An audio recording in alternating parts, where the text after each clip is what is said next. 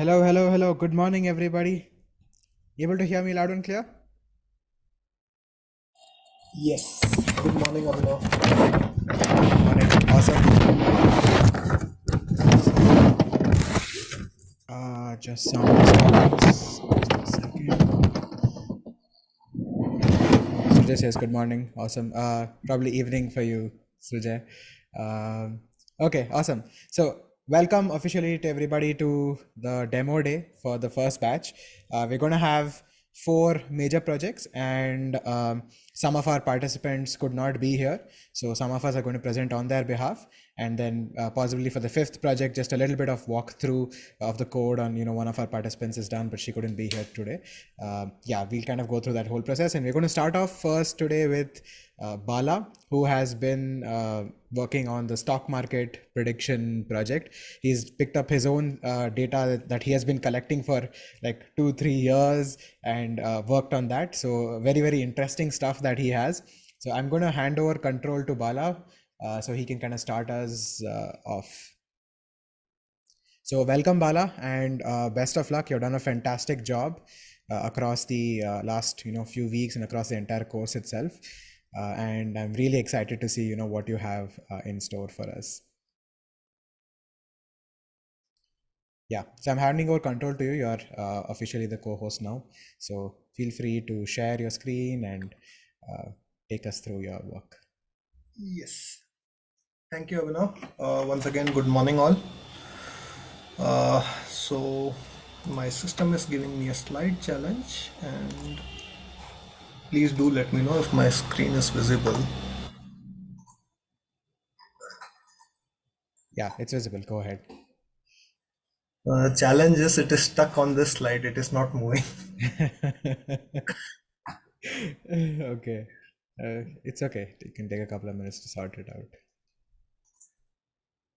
I think it has just hung. My system has just hung here. If you don't mind, can we start with somebody else? Sure. No problem. Sure. While you sort it out, I guess we can start with Srujay. Srujay is also here. Sure. Again, so I'll just give a quick introduction. Srujay is one of our students who's in fact attending the course all the way from the US. So the workshops and things that we hold at night is I think early morning for him, and the morning ones right now is like late night for him and so on. But he's been super dedicated, and I love the motivation and the effort that he has put in throughout the whole process. So um, I'll hand it over to you, Srujay. I'll quickly just give you access to as a co-host so that you can take over, talk about your project and the stuff that you have done and so on. Just a second.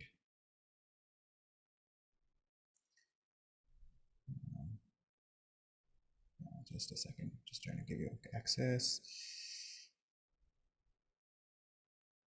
Okay. Yeah. So Srujay, you should be having access. So feel free to share your screen and take us through your work. Your screen's visible. Yeah, go ahead.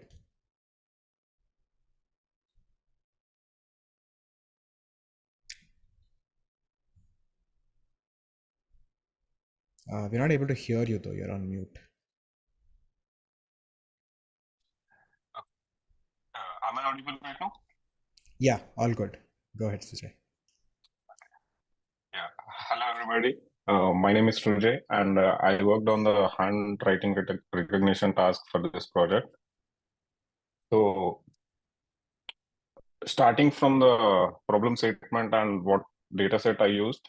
So, I worked on a data set called George Washington dataset, and it contains 20 pages of information, like 20 pages of letters from 18th century. And then I didn't use the raw 20 images, but then there was a already pre-processed kind of a data set that just clipped each of the words, and then those words, like they were around 5,000 words. So I used that data set to work on this project. So in all the 20 pages, the words, like they just clipped the words similar to the one over here, and that is my data. So handwriting recognition is is one of the most popular and one of the most important tasks in machine learning as well as deep learning. It has a lot of applications, like even other than computer science, like in other domains where there's a lot of massive amounts of textual data. In that use cases, it is very, very useful. So basically, as a bigger picture, what we are kind of doing here is we are just trying to take the words, images of the words, and then we are converting those images into vector representation, and then we are using a couple of different models to find distances, and then like find out, like if we select one image and then we compare it with the whole data set, and then we say how close is this image to the ones in the data, and like the more closer ones are the ones similar to the word that we are checking. So I use two different methods, and the methodology kind of a thing for both the models is pretty similar. So I started with the images of words, and then and then I started to find out what is the max width and max height, and then once I found out those, I padded the images to make them all of equal size, and then I converted those images into textual format, and then I also converted them into like I added them into an NumPy array with all the like with the information about each pixel, like whether it is a 0 or 1. So 0 is white and 1 is black. And then after that, I found out the cosine distance for, like, I created a 2D matrix to find out the cosine distance for each data point with respect to all the other data points. And then I used a couple of metrics, like one of them is average precision and mean average precision to to evaluate the performance of my model. So the results are not super impressive, but then like this is more of a learning thing. So if like the mean average precision was 0.3, and then like if we query one data point with the other data points, like we get an array of all the distances for all the other data points in the data set. And then like if we look at the top 10 data points, we can see that like the first one is itself, and then the next ones we see that there isn't much close correlation, but then the next model it improved, like the performance is better for the next model. So for the next model I used the L2 norm, or the Euclidean distance. So this is more suitable for handwriting recognition as compared to the cosine distances, and then like it takes account the other different features, and like it gives a better performance on that. As you can see, the mean average precision was 0.5, and mean recall was 0.75.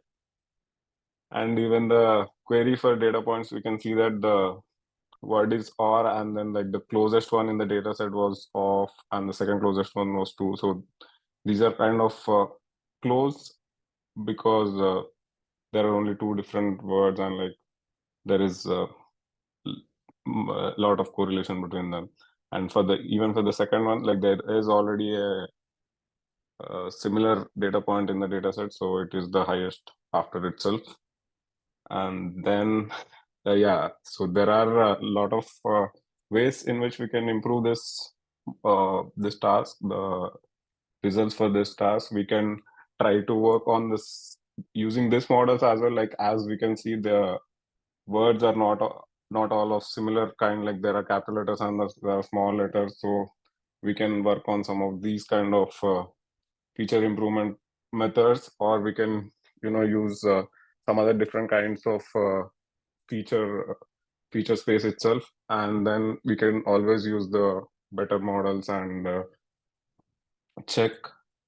But then yeah, this is more or less what I did. And the most significant personal learning for me was understanding the importance of feature extraction, I would say, because this is probably like the very very early stage of me in working on the image task.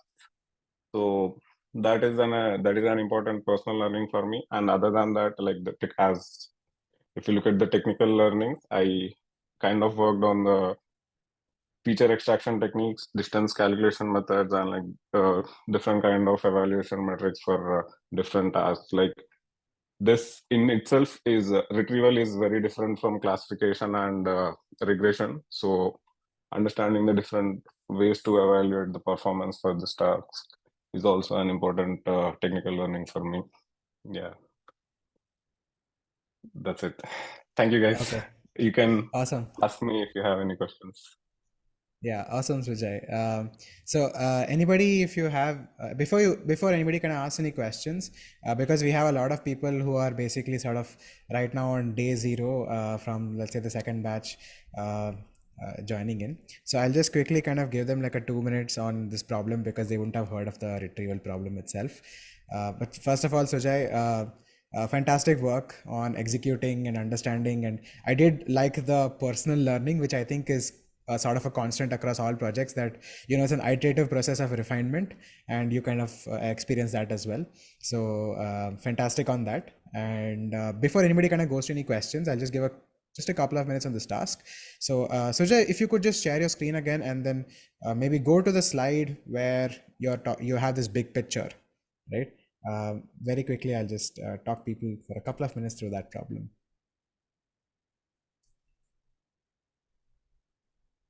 Yeah, this is the one. Yeah. So essentially for everybody, you guys have kind of looked at the classification task, the regression task, and so on. This is a new problem where what you're trying to do is you're doing this problem of retrieval or ranking. And the best way you can kind of think of this is, let's say you're searching something on Google, right? Now that's it's a very the task that Sujay is doing it's a related task where, if you search a particular query on Google, now Google then ranks those results and produces a bunch of results one after the other, right? So how does it perform that ranking? What does it search, and what does it use to kind of say that one result is more important than the other? So essentially what comes over there is something which is called as a similarity metric. And what Sujay is trying to do in this task is, he's given this word over here. If I can read it correctly, I think it says captain. Captain is like a word which is given. And what he wants to use, so this is a handwritten word, right? Somebody's written captain. Now he wants to find other instances of captain in the data set. So let's say you're given the query of huge number of words, huge number of documents, and you want to find all other places where captain is there. Okay, so this is what is your retrieval problem, where you're trying to check what is the similarity that exists between the input query, which is the input word captain, and some other word. Okay, so this is done basically in the handwriting recognition context. And in order to do this whole process, that kind of workflow that they went through was they first saw that, okay, this is a image which is there. We have to do something which is called as a feature extraction on top of this image. So all of you know about features, right? So on top of features, you have to do some sort of smart feature extractions. Now there are a couple of ways in which he went through these feature extractions. And once you do the feature extraction, you see there's a part which says, hey, you transform it into an embedding. So that is for every single word. Now there is a vector, or there's a feature that kind of represents that word. And then essentially you have your entire data set also consists of words which are now represented by the same vector. So you have on one side, you have a query, an input captain, which is now represented by a feature descriptor. And then on the dataset side, you again have a huge number of words. Every word is represented by this feature descriptor. And now you have to find similarity between that word and every word in the data set, right? So you want to retrieve things which are similar to each other. So that is where to find the similarity. There's this thing which is called as a similarity metrics. Okay, so he used a couple of them: cosine distance, Euclidean distance, and so on. And I think his eventual conclusion was that from a technical standpoint for this task, Euclidean distance was better. And for the feature representation itself, I believe he used some sort of a I'm not very clear on it because I wasn't an active part of this project. It was mentored by one of our other mentors. But I think for a vector representation, so what exactly did you use, Srujay, to for the embeddings? Oh, I just converted them into zeros and ones since it's a black and white image. I see. Okay. So you basically just use the image itself, and then you binarize the image. So the binary Yep. form of the image was the feature embedding itself. Okay, yeah. So kind of two things over here that for everybody has to remember. This is like a ranking problem or a retrieval problem where you're given this one single image and you have to therefore retrieve similar images. So there are two variables here. How do you represent that image? And when you're retrieving other images, how do you calculate the similarity? So I think the experimentation that he has done is along both those fronts. And then he finally sort of came to the conclusion that you can improve upon both these fronts, where here you have better representations, better models, better feature descriptors that should give you better results, number one. And number two is perhaps different feature similarity metrics you can explore, and much more advanced models. And yeah, I think that is largely sort of the problem and the solution and the way he kind of went about it. Yeah, so if anybody has any questions around it, I know sometimes it might seem a little bit too advanced for people who are starting out, but anybody has any questions, feel free to pitch in over the next couple of minutes. And once again, Srujay, awesome work, man. Yeah, I have one question. So this is kind of a useful for the forensic kind of application, right? So example, I want to read some handwritten letter or anything or any document. So the same algorithm can use the can be used to read any text or any word image or anything. Can we use the same algorithm for that purpose for this the project whatever he has built up? Yeah. Read, So I mean. yeah, Srujay, do you want to take that or? Yes, I can answer that. Go ahead. Yeah. So this is more like a starting out kind of a method, but we can definitely use it for any different kind of data, whether be it a forensic data or be it bank statements or be it any like even a signature, we can use it for that data. But like when we use it for different tasks, like we have to kind of do different kind of like do improvements on the vector representations and like the kind of features we focus more on. But definitely we can use it for the forensics data as well. So think of it like when you have Google image search, you give an image and you get a list of other images. So it's the same thing. It's just that here we are saying that images are going to be handwritten words. That's it. Perfect. Yeah. So I think, yeah, Srujay, like fantastic applications you stated there, right? Imagine you want to match signatures or bank financial statements, right? Track transactions and things like that. So yeah, and like Kartik added. So I think, yeah, fantastic set of applications. Very, very interesting problem. Anybody else has any other questions? Yeah, Abbhinav, this is Tejas here. Yeah, Tejas, go ahead. I'm completely nomad. I can't comment on any technical discussions here. I just have some general queries. Is George Washington dataset is the ultimatum for recognizing handwritings, or do we have any other datasets? I'm just asking whether George Washington is the only ultimatum for recognizing handwritings. No, it's not.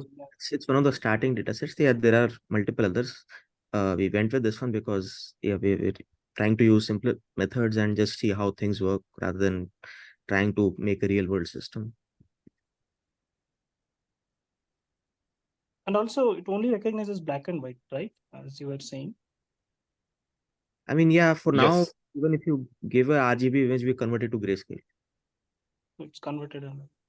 And the last question, it only reads the data in a linear, like if you reverse the handwriting or it's upside down, will it take it and recognize, or it will only take the handwriting however it is? No, it'll fail. It'll fail. Okay. It just looks at the. Okay, Srujay, this is Anand here. So my question is also on similar lines. So looks like this data set that you used looks like it's a cursive italic. So any other form of writing, it probably might not fully pass, right? Is that correct? Yeah, actually, what I did was we are not using the cursive. Like we are making the cursive one straight and using those features as an input. Okay. But But yeah, how did you make it straight? Curious to know. no, I didn't make it straight. So as I said in the start that I used a pre-processed kind of a data set. Mm. The basic data set was 20 pages, and then the data set on top of that, it just had 5,000 words taken from these 20 pages, and that just consisted of only words. Like it's like each image is let me show you.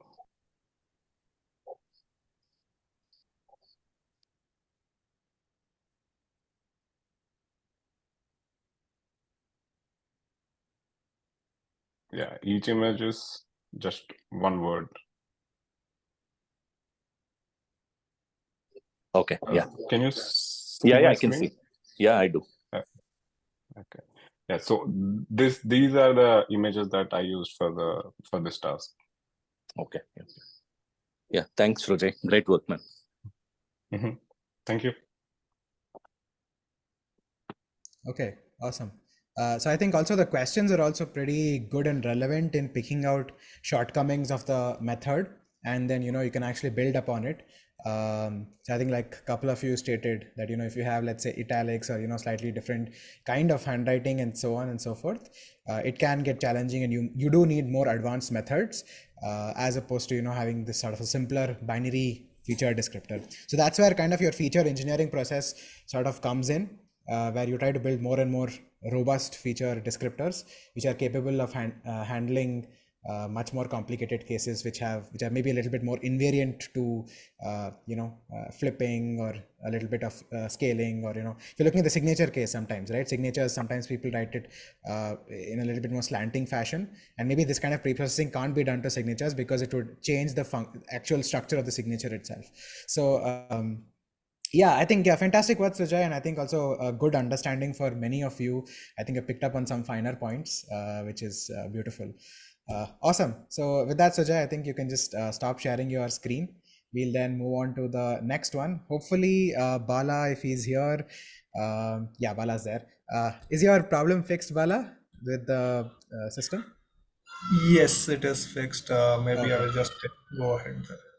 Yeah. Go ahead. Share screen.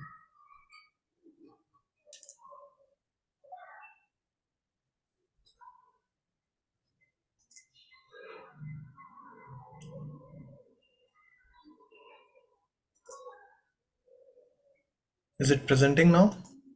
Yeah, Bala. Yeah, it's presenting. Go ahead. Okay. I believe the presentation is what is coming up, right? Please. Yes. Yeah. Okay. We're on the first slide now. Yeah. Stock prediction and visualization. Yeah.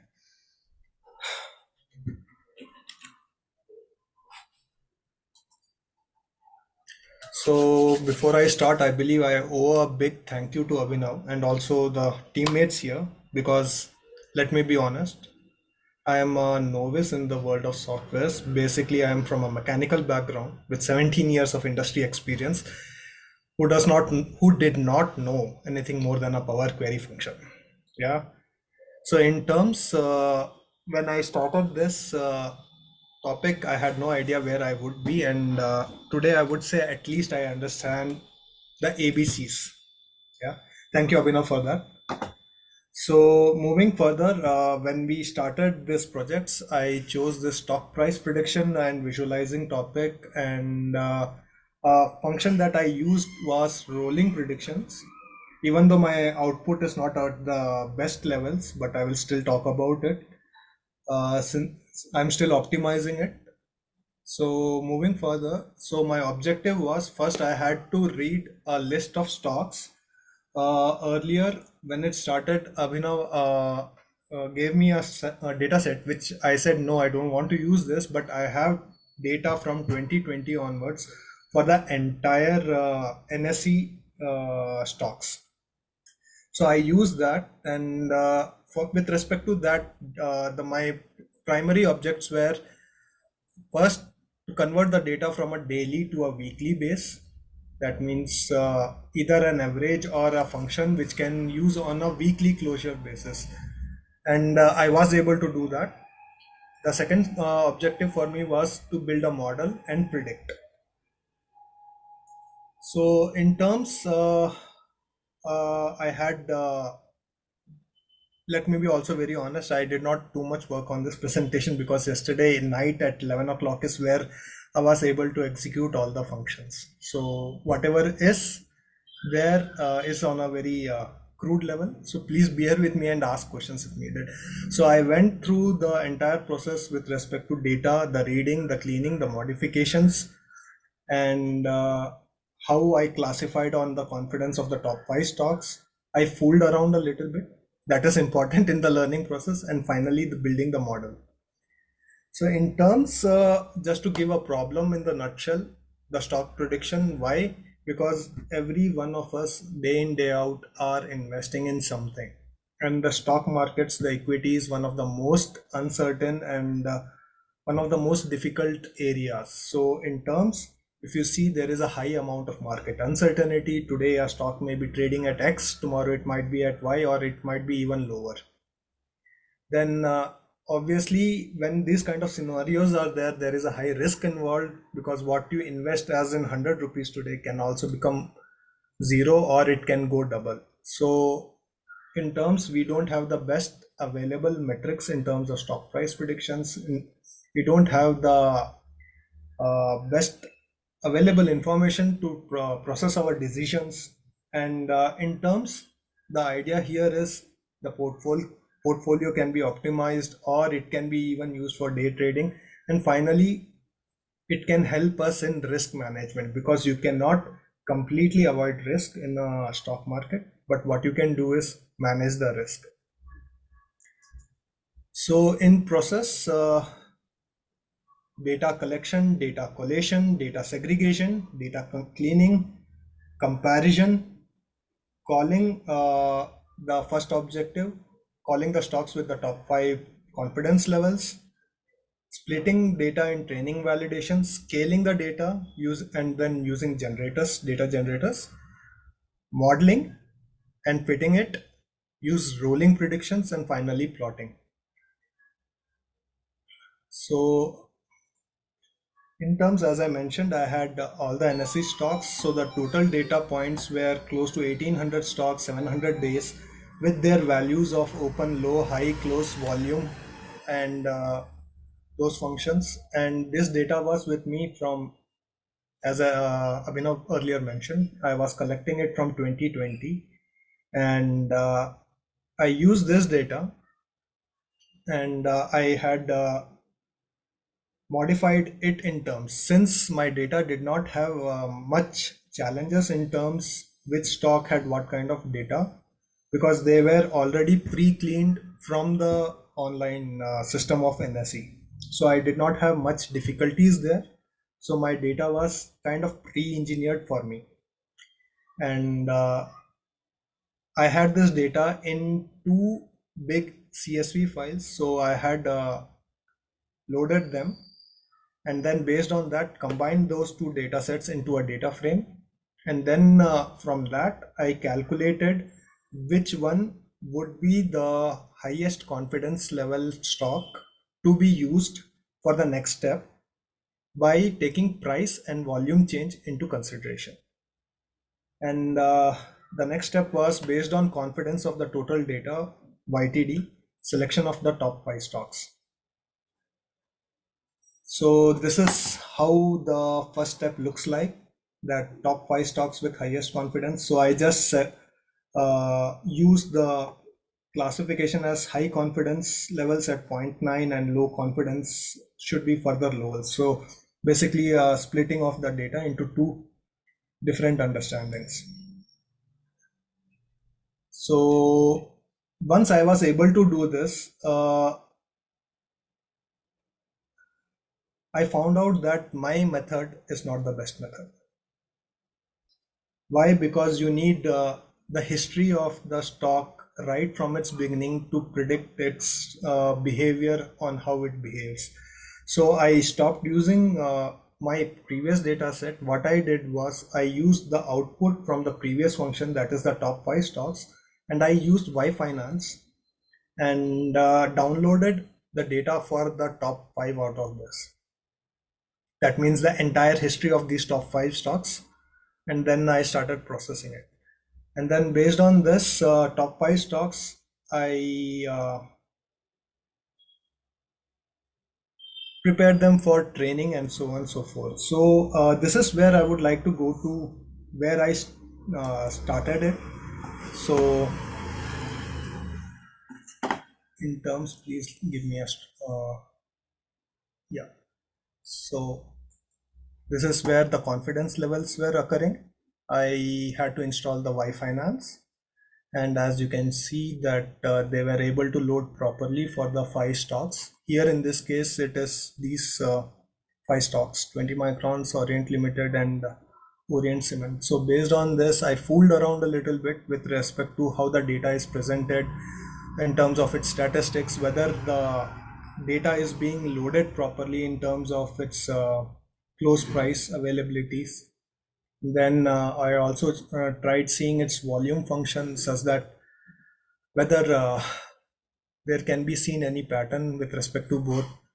Then initially, when we started it, Abhinav said, why don't you should look into a kind of technical functions, whether you can use it to. I tried moving average, but I was not happy.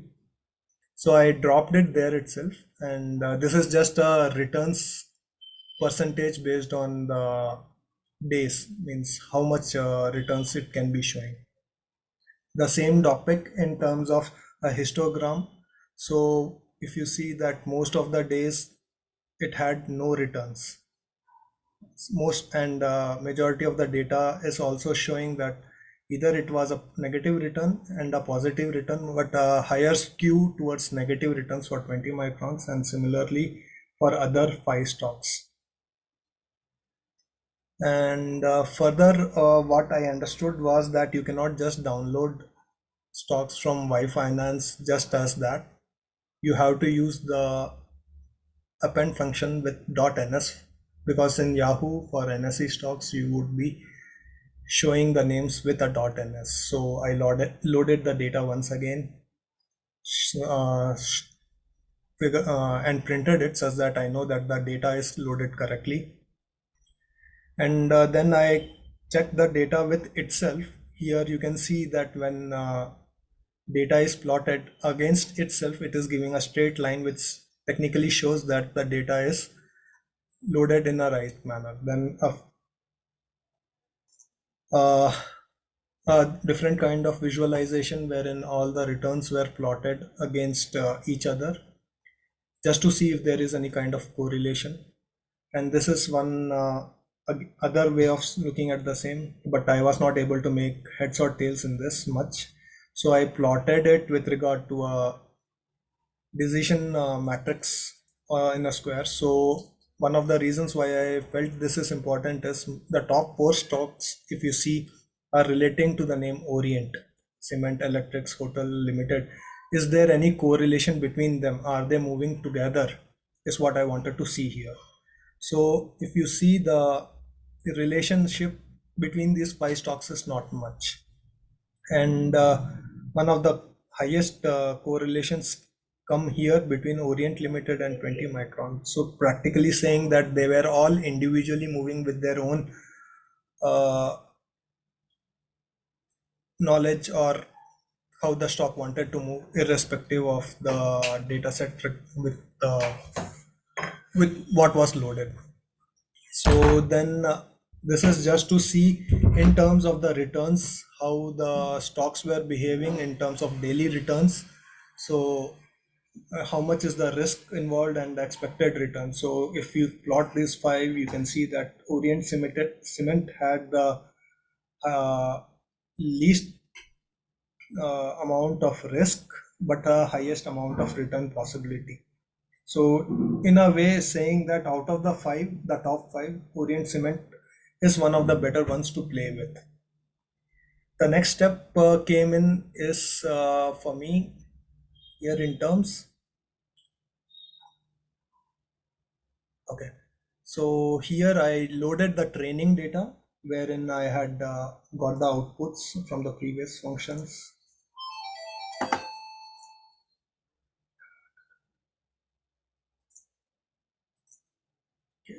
So here I converted all this data into an output CSV file because I was having a lot of challenges in terms of using directly from Y-Finance. Either the system was crashing or giving some kind of error. So in order to avoid all that, since the data has been already loaded from Y-Finance in the previous step, I took this output in a CSV file to use for further functions.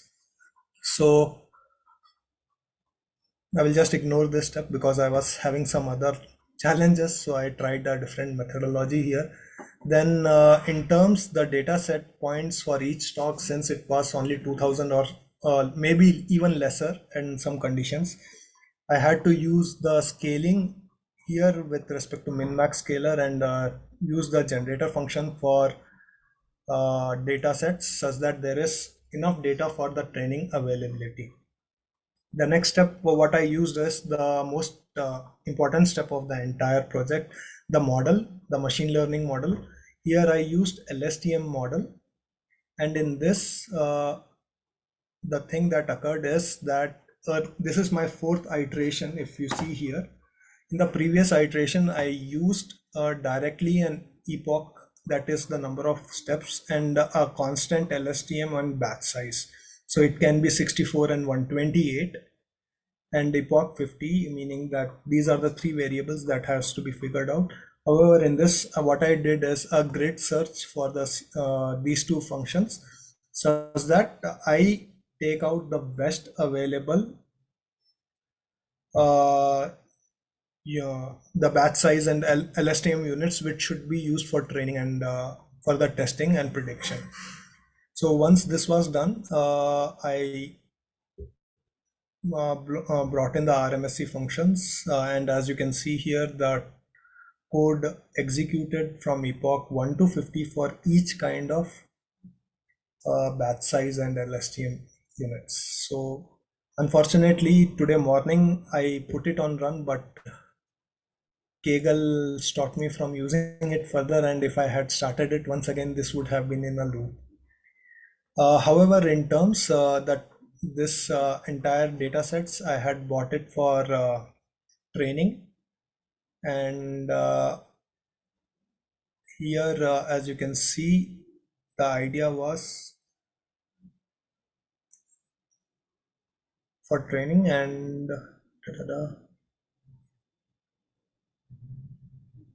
then this is basically putting the output of the test data here into another CSV for reading. And then finally what I did here was to use rolling prediction to predict values for each company on a daily basis.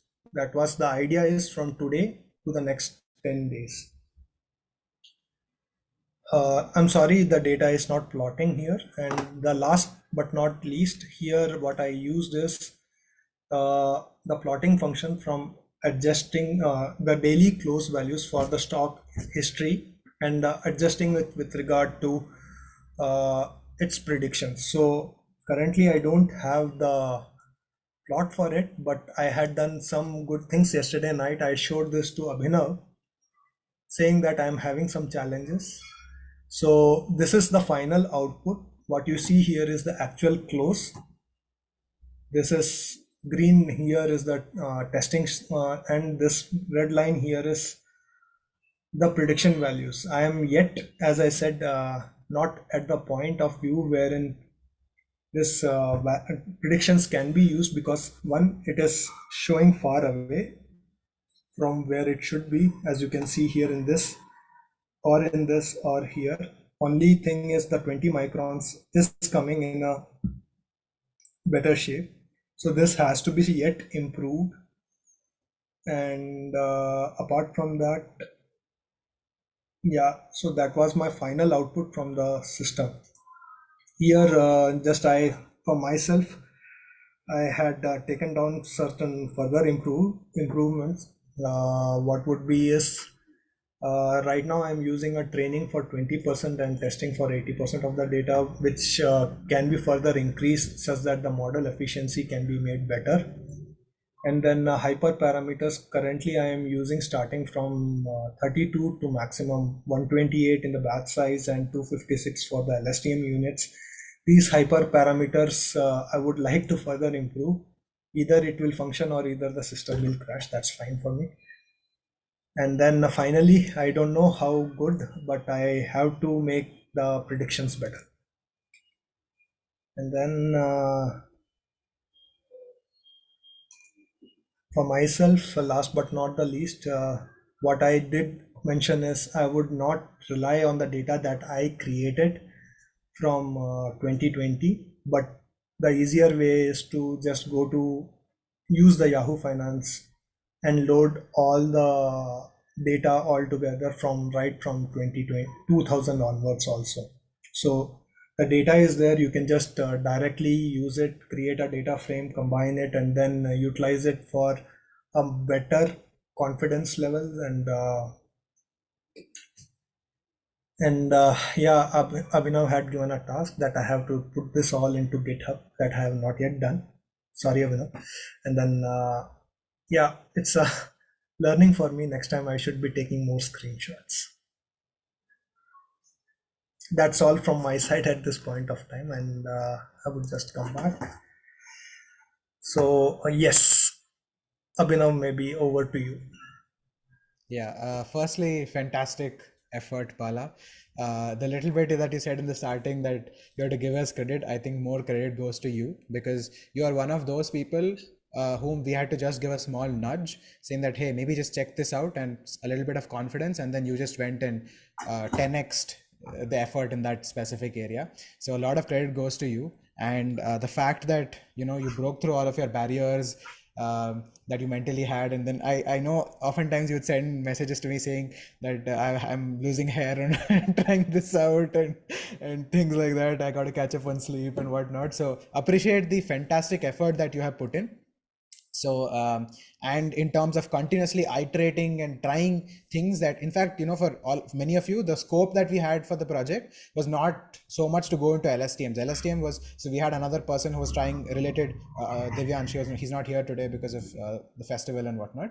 So he had in fact had to try the LSTM, but Bala said, hey, you know what, this looks interesting, let me just try it out. So fantastic effort, Bala. I must give you a lot of credit for the perseverance with which you have pushed through and executed this project. And given the background that you're coming from, so much of experience and mechanical background and whatnot, I think you deserve a round of claps. So officially, I'm kind of like clapping in front of everybody. And thank you so much. Yeah. So anybody has any questions? So essentially kind of like a 2-line thing. What Bala was trying to do was that given all the stocks which are there in the data set, first he was trying to predict that, okay, amongst everything, which are the ones which have the top 5 sort of confidence intervals, like which am I most confident to trade in tomorrow? Which of the, out of the entire data set, which of those can I in fact, can I in fact basically choose, and can I in fact predict with high confidence? That's what he was starting out with. And then eventually towards the end, I think he was trying a little bit of regression and so on, where he was in fact trying to predict the closing price and things like that. So that's roughly what Bala was trying. Anybody has any questions, feel free to unmute and shoot it at Bala, because I'm sure at this point he can handle it.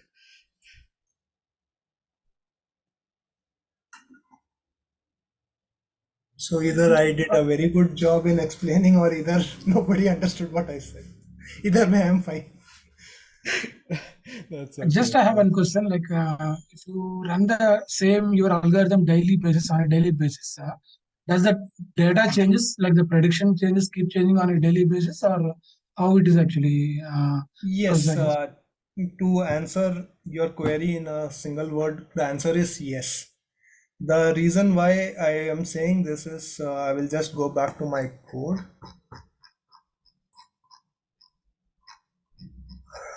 I will also present an Excel sheet. Just give me a second, please.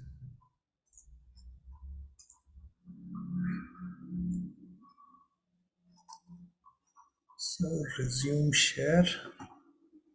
Is it visible, please?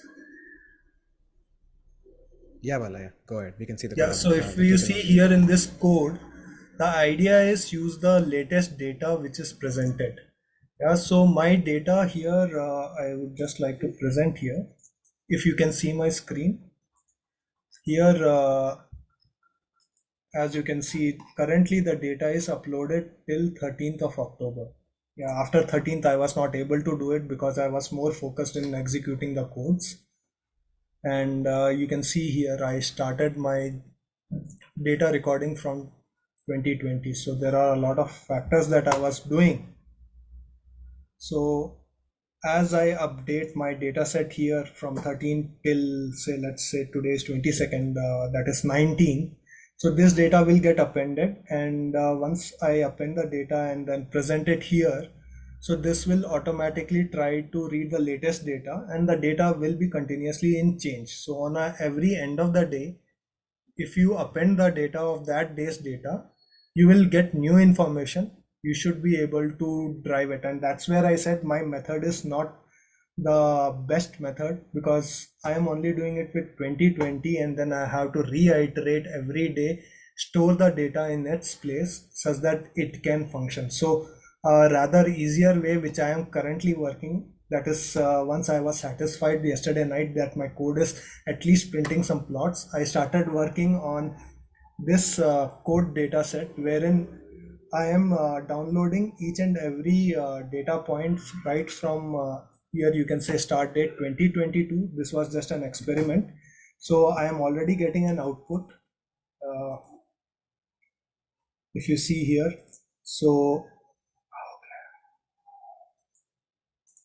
once this gets worked up, I would integrate this in my version 5. So 1800 odd data sets, what you can see, each and every stock is here. So I would use this as my updated data frame. And my idea here is I am using the same reader df2, which is in my primary this one. So from df2, I am using the time stamping and everything. Here I am concatenating it. I will not do much. So rather that code function itself comes here and then starts predicting all that. So it will help in the future also, that once I append the code in terms of directly loading the data from Yahoo Finance, this will daily change. Yeah, but however, the most important step here is, as I showed, this is not working in terms of where the expectation needs to be. You can see this, this blue line is the actual close, green is the testing, but the red line is where the prediction lies. So this is not up to the mark. So this once gets improvised in the function wherein I said that I need to change the hyperparameters and improvise it such that there is a better RMSE scores. And then yeah, so the iteration, because what I saw was that you can easily predict one stock at a time.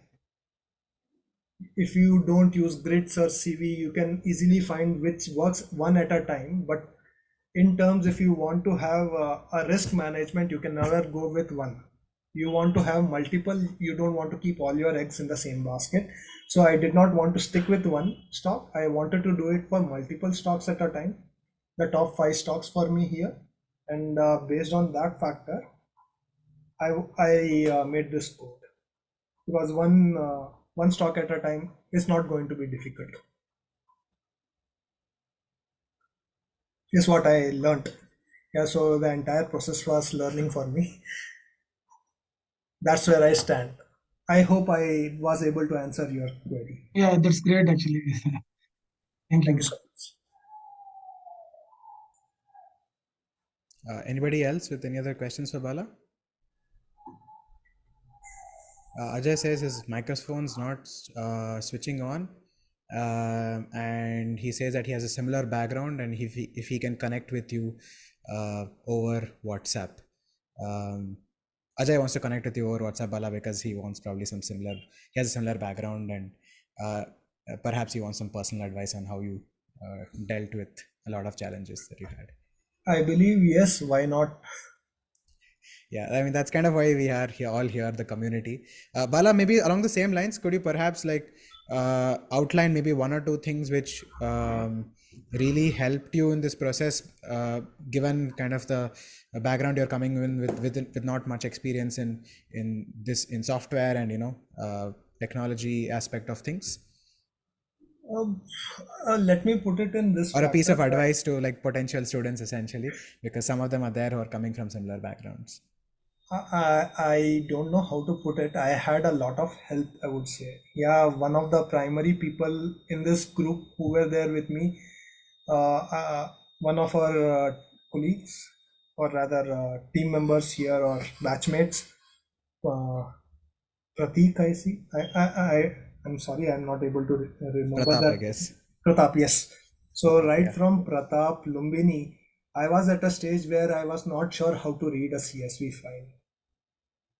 Yeah, so it it so happened that I bugged them at night, 12 o'clock. Look, I am not able to do it. And then they started giving me solutions. And then also that cohort that Abbhinav has created. And the other day, Trishika message saying that this is how you can improve the code. So not with respect to the competition, I wanted to do and learn from myself that if I do this, what will happen?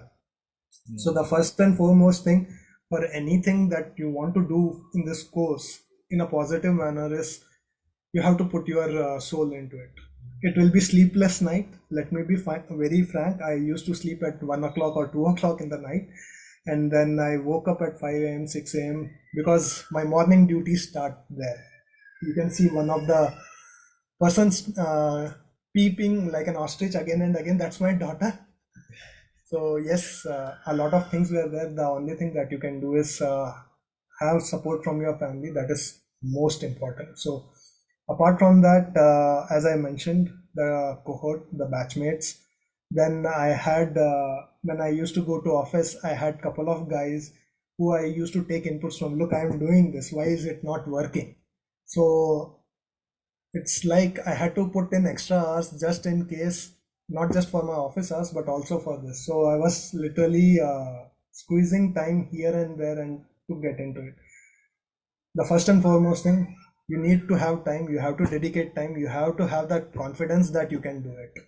Without that, I believe it is very difficult. Okay, awesome, Bala. Very inspirational, and I hope people who are here from the next cohort and who watch it later on also kind of take your advice over there, because I resonate and I agree 100% with everything that you said. So fantastic job, and with that, I guess we'll move on to the next presentation. I think there's one question which came here from Tejas. He says, a novice query, that's perfect. Is there any model or algorithm which can predict the stock prices given the market uncertainty? And if such a model exists, could it potentially be harmful to the market? So two things, Tejas. I think one is it is fantastic that you're thinking about the implications of what you might be trying to build. So first on that, it is actually fantastic because people often don't think on that aspect. The second is, can a model exist which predicts? So at least in terms of you cannot have an exact prediction, but like Bala said, you can have risk management, right? So typically, if you look at especially models which are around trading, most traders, what they try to do is a little bit of like, I have tried my hand at it myself and burnt myself a little bit, so most traders, what a successful trader typically does is you will have days when you have losses, but you try to minimize the losses and you try to maximize the days when you have profits, and hopefully the net effect kind of works out. So usually that requires good amount of risk management, and using these kind of prediction strategies, you can have pretty strong risk management in place. So you can't have like a solid 100% prediction accuracy. There will be errors, but you need to have thresholds, and so there are things in when you do trading itself, something which is called as a stop loss, right? Stop loss typically allows you to it's a one way to do risk management. The moment you see that the market is having predictions which are going very far away from what you are thinking it's going to do, right? So things like that can also be modeled into your system, and there are a lot of companies, quantitative trading companies and so on, who use these sorts of models in their workflows. They make money out of it and so on. So yeah, so basically there can exist systems, but because there's so much amount of noise in the market, I don't think that these systems can manipulate the market as much, because you need that much volume flowing through your that one specific system. And given the Indian market, the amount of volume that exists, it's, I think, at a little bit more mature state right now, that it cannot be like gamed by just one big player. Probably earlier in the 90s or early 2000s, you had people who had capability and cash flow to kind of game the system. That's where all this Harshad Mehta scam and whatnot happened. Yeah, that's a little bit of sort of insight on the market itself. Bala, if you have anything to add to that, feel free to. Well, I would just say two things. If such kind of algorithm or model which is available, they will never make it marketed. Yeah, because it is very That is simple true. that he will keep the gains for himself, Yeah, and if such is there, and if you are being harmed right now, you would not even know. correct. There is True. some kind of conspiracy theory or something that you can search around in YouTube about the model called Aladdin by BlackRock, and you can fuse your brains because of it. Yeah, so I would rather not go there. I would say let's build Yeah. up our own stuff. Awesome, awesome, Thank you. awesome. Yeah, lovely, Bala. Great. Thanks for the presentation. And so the next couple of presentations, one is going to be done by one of our mentors himself, Kartik. So he was mentoring this team, and they could not actually be here. So he's going to talk about, the methods that he recommended and how potentially they would implement. So Kartik, I'll leave it to you. I'll just give you the co-host rights. Yeah, so you can go ahead and present the problem and the way kind of you are thinking of approaching it for these people and so on.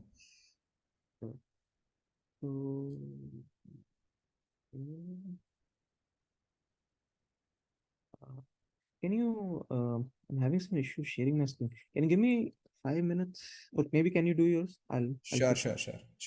Yeah, I can do that, no problem. Okay, so the next project is on the human image segmentation. This was done by Pratap, Kanchan and Gulshan. Once again, the three of them unfortunately could not make it today, but on their behalf, I will be presenting the work that they have done. Okay, so I'll just take a second to kind of share my screen, and yeah, chat here.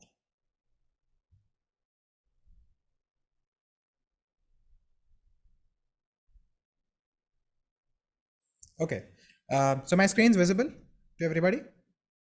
The presentation's on? Just double check. Yeah, okay, awesome. So this one's a project on image segmentation, and specifically human image segmentation.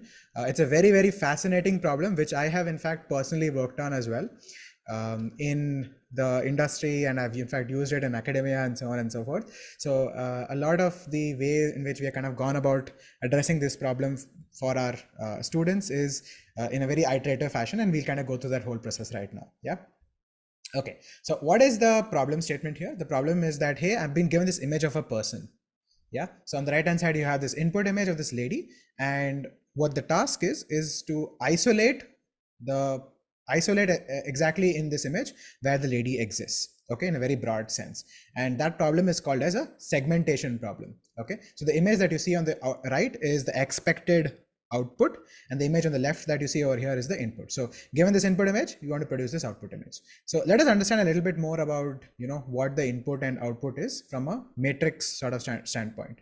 So input is actually an RGB image, which means that RGB is, so any image is typically represented by 3 colors, and you can form any specific color as a combination of red, green and blue. Okay, so at every single pixel, just like your screen, right? Your screen consists of maybe it's a 1080p screen, so it consists of 1920 cross 1080. These are the total number of pixels. So a pixel is a one basic unit of a entire image. Okay, so what we are given is, we are given this image which is height cross width cross 3, where the 3 represents what is the red color, what is the green color, and what is the blue color. So there are 3 entries over there, and that is basically your input. And on the output side, what we want is this segmentation map. And the segmentation map, it's very, very simple. For every single pixel here, right? For every pixel here, we are essentially telling, hey, is this pixel a background or is this pixel a foreground? Okay, background is nothing but, you know, the background, and foreground is the object in concern, in this case the human. So 1 would represent the human and 0 would represent the background. Therefore you see this white region over here, that is the region of all ones. Okay, so that's our entire task in a quick summary. That given this input image, now how do we kind of do a binary segmentation? The binary is because we are modeling it as 0 and 1. Can you just put a 1 in those locations where the human exists? Okay, and rest of the locations are 0. This is a classical segmentation problem. Okay, and it has a huge number of challenges, right? We of course use a dataset which is called as a UP3D dataset, and it has anywhere between like 8,500 to 26,000 images, depending on, you know, what you kind of want to work with. Now, in reality, right, if you are actually creating a dataset for your use case, this is a sports dataset, in fact, that we have used, where you have people playing tennis, you have people running, you have people playing all kinds of sports, and somebody has done some manual annotation, and, you know, because they're very kind, they have kind of put all this data out there. But in reality, if you're, let's say, a company, right, you have to do this whole process. Creation of this dataset is extremely time consuming. And I cannot emphasize enough that how inconsistent and incomplete the labeling can be, right? What people often do is they get it manually annotated, which means that there is a person who sits and then says that, hey, this is part of the person, this is part of the person, this is part of the background. So it's manual annotation is done, right? And if there's, of course, there's some sort of automated helping tools which are used, but still it's largely manual, because of which, you know, different annotators will have different accuracies and different assumptions. Somebody might assume that this hair is not important to be here, so they might chop it off, right? Someone might want the hair in a very fine-grained fashion. Okay, so there can exist a lot of inconsistency in your labeling itself. So A, the dataset creation itself is very time consuming, and B, the labeling can be very inconsistent. So this is one of the primary challenges. Of course, we did not face it because we have kind of used an existing dataset, but, you know, I'm putting it out there that in reality, if you're addressing it as a real world problem, this is one of the huge challenges that exist.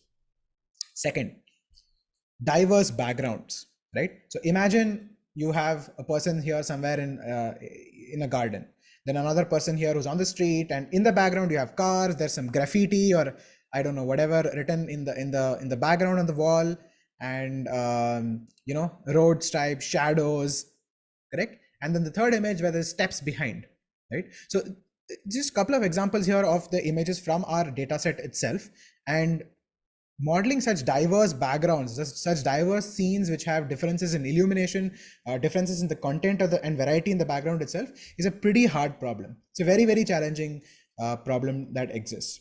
Okay. Now, these two problems, right? The first two, which is requirement of dataset and modeling diverse backgrounds, is generic to any object segmentation. If you are, for example, doing something like segmenting, let's say phones, right? You're segmenting images of phones, or you're segmenting out books, right? Or you're segmenting out buildings, right? No matter what the object is, these two problems exist. Now, there are some specific problems that exist if it is a human. Our task was human segmentation. In addition to those problems, now that we're doing human segmentation, there are a few more problems. So what are those human specific problems? Number one, most of the times, humans will have a bunch of accessories. Okay, this is where kind of your depth of problem understanding is important, and you'll see these error cases often popping up when you try to develop a system around human segmentation. So modeling accessories, and these accessories are not very traditional and standard. You know the 1,000 different varieties of hats that can exist, so many different kinds of bags. One guy is carrying a bag that is by the side, another guy is carrying a shoulder bag, and so on, right? So all of that variety, if you want an accessory to be a part of the segmentation, then an understanding of the kind of accessories and so on is often required. So that's very, very tough to do. The second is that human specific attributes, right? So some people, for example, might have a tattoo. Now that tattoo can, once again, a lot of variety in tattoos, right? The tattoo can again get misunderstood or maybe as part of the background, right? You look at this background part, maybe somebody has something very similar to this as a tattoo, right? So tattoo is one specific thing which often causes issues to people. Second is hair, right? Ton of different hairstyles that exist, you know, and the nature in which, depending on the kind of solution you're going for, how fine grained do you want the hair to be segmented out? That can be very, very important, right? So these are a couple of human specific, you know, issues that also exist for this segmentation problem. Yeah. And of course, if you have to address so many specific issues, right? Backgrounds and you know, the problem with modeling humans themselves and so on, the computational complexity of the model often that gets built will be very, very large. And where does that pose a problem? Let's say that, you know, you want to deploy this model, right? You might have issues with the size of the model, the latency of the model, and so on. So you cannot just go saying that I have infinite amount of resources and I will just, you know, have like a billion different parameters to model this problem, right? So you need to ensure that the model is also efficient well enough. Okay, so these are the typical challenges that exist while addressing, you know, this image segmentation problem. Now, given all these challenges, why is it even important and relevant to address this image segmentation problem? Can maybe any of you give some pointers as to where you possibly see applications of this and why this might be a important problem? If you can quickly type in the chat. Sorry, I think it's just out of habit that it's turning into a class rather than a presentation. So anybody? Okay, robustic points of view from assembly, it can be a lifesaver. Yeah, fantastic, Somadip. Yeah, I'm just going to feed off of that and then show you a couple of examples of where this could be a very, very critical problem. And it has amazing applications, amazing. Okay, we'll see that. So largely, right, several sort of to build killer weapons. Yes, Prashant, letting your imagination run wild. Yeah. So, you know, one is, of course, you have detection problems, right? You can detect humans in images. Then the next sort of level of problems is, you know, as a result of, you know, just detecting humans, you could perhaps do something like video surveillance, correct? You can perhaps do something like autonomous driving, right? You could perhaps even do something which is related to group behavior analysis, right? And the next level of problems often comes with human parsing, right? What is human parsing? It is not just extracting the segmentation, but now you're doing a part segmentation. You're now extracting what is the face of the person, right? What is the person wearing a hat or not? What is the, you know, shoe of the person and so on. And this has like potential applications in e-commerce. So if you're, for example, buying clothes and so on, right? The fit of the cloth and, you know, how it looks on you and things like that. There are a lot of applications, in fact, being built on that aspect of it. You know, image editing also, if somebody wants to edit images, if you, for example, want to edit the bag out of the image, if you have a segmentation of the bag has been segmented out, then it's very, very easy for you to do that. So it's a fantastic set of applications exist. I'm going to outline a little bit more, some of them which I find very exciting in just a little bit more detail. So one is, which I personally love, is autonomous driving. So when you have a self-driving, a driverless car, correct, which is, you know, now it's become a little bit more common in the US. I don't know if many of you know, there is in fact a cab service that runs in Silicon Valley where it is only and only driverless cars, right? So for systems like that, you essentially need, say, pedestrian detection, right? In case, of course, in India, it's going to be a nightmare, for which we need systems to be built in India, which is why we need Indian expertise, right, to build systems for India. So pedestrian detection. So the moment you see a person crossing a road, right, the moment you see maybe a cat crossing a road, or, you know, human crossing a road, a child crossing a road, whatever it is, you have to detect that, hey, this is an object of importance and I should hit a brake, right? So that whole logic should essentially be built, correct? So one is pedestrian detection, autonomous driving, very, very exciting application. Next, lot of military applications. I'm not sure if how many of you have heard about Boston Dynamics. It's a company which is based in the US. They essentially build robots for military applications, right? So you can see some of their like fantastic demo videos which exist out there. Essentially what it does is, you know, yeah, they build the cheetah robot. Yeah, they have several kinds of robots. So this over here that you see in the image here is basically a humanoid robot, which is specifically for these military applications. Very, very quite robust robot that they have built. where it has a detection system. It has a bunch of cameras, and it not just only has to detect humans, it also has to detect who is the enemy and who is my friend. Who I should not shoot people who are, on my own side, correct? So step one of that is, of course, detecting the human, and then you have higher order task being performed on top of that, which is, is it a friend or a foe? That kind of a thing, right? So fantastic, very, very exciting sort of military and scary military applications. If you see their video, you're probably going to get really scared and probably, I mean, either move to the US or build robots for India so we can defend ourselves, because it's crazy. It's crazy, right? Machines with that level of accuracy that are being built. Then some more higher order tasks, right? Let's say once you segmented out the human, then you can do things like pose and shape estimation and analysis, right? You can say that, hey, such and such person is in a yoga pose, a specific yoga pose. You can even identify the pose once you have segmented out the human out of this image, right? There are a lot of like automated now fitness apps and so on who are, looking at using this kind of technology. Something else which people do, gait analysis. So gait is all about how you kind of walk, right? So how much do you raise your ankle and what stretches when, and things like that, right? So there's a sort of a theory which says that the gait of a person, just like we often say that the fingerprint of a person is relatively unique to a large extent, similarly they say the gait of a person also is often considered as a good human signature. Okay, so that can also be used as signature, which some people combine with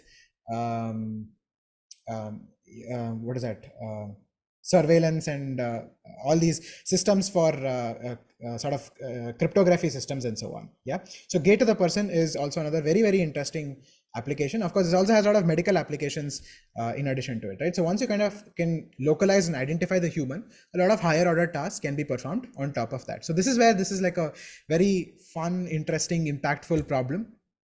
And what are the methods to kind of address it, right?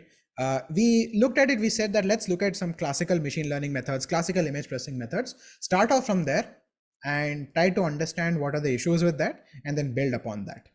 Okay, so the first method was something which was called as edge detection, and specifically the team used Sobel edge detector, right?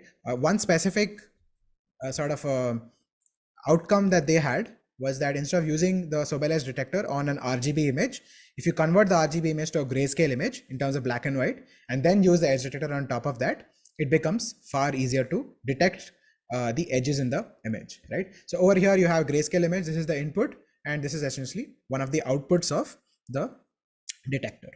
Now, edge detector, like you can kind of imagine, just is kind of used to detect what are the edges which are there. Now, obviously, you can see that this is not a perfect solution because we want only the human, but it's picking up all kinds of edges. A small solution to this is you can do something which is called as thresholding on top of the edge detector, where you say that, hey, I want the edges that are the thickest. This can work up to an extent, but it's still not a great solution because you're still going to have issues with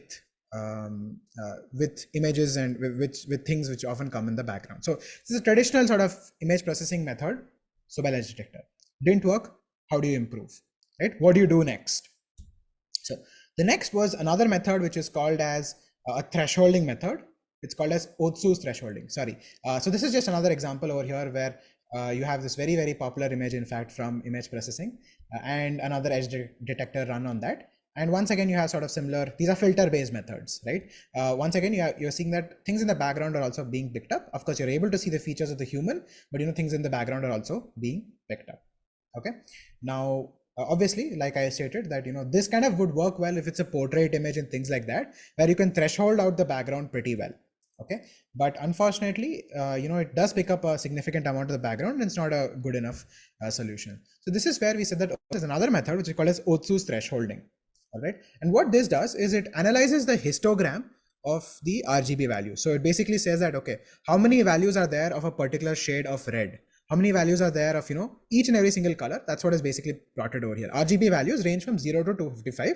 And it kind of plots over here and says that, can I kind of figure out one specific value, right? Can I figure out one specific value above which I say that it is background, right? Can I segment out the images and say that, hey, If it is, like value under pixel 100 or something, typically that's foreground, and value above pixel something else, it is background.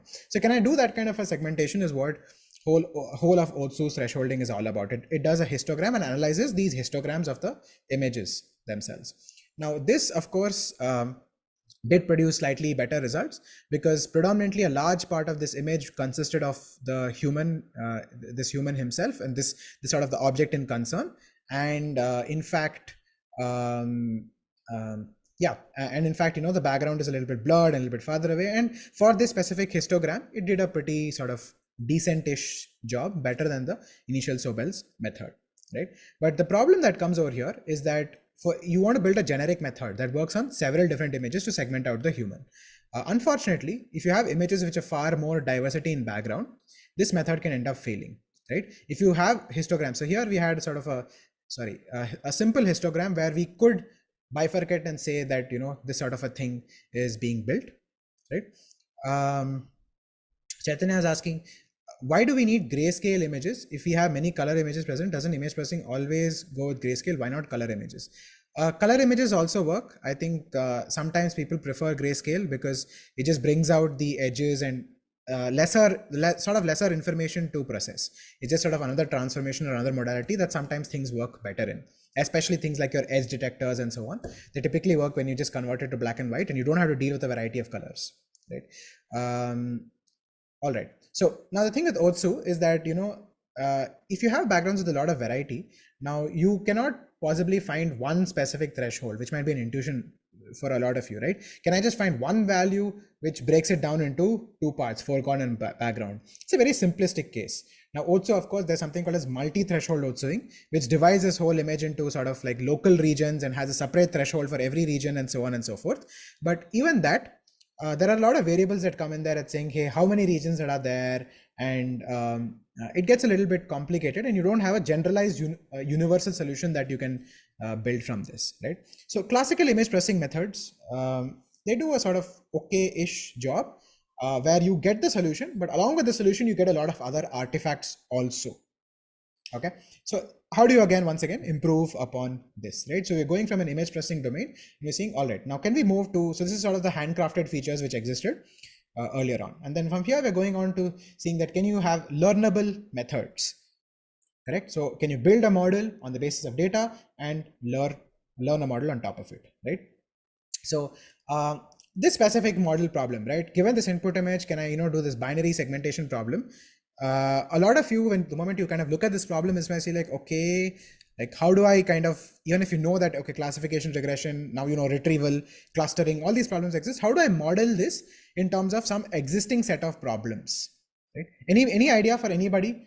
How do you kind of model this problem, that mapping this input to the segmentation in terms of some of the existing problems that you are kind of familiar with? And the answer is in something that all of you have read or heard. I'll give you a small hint here. The hint is basically what your output space is.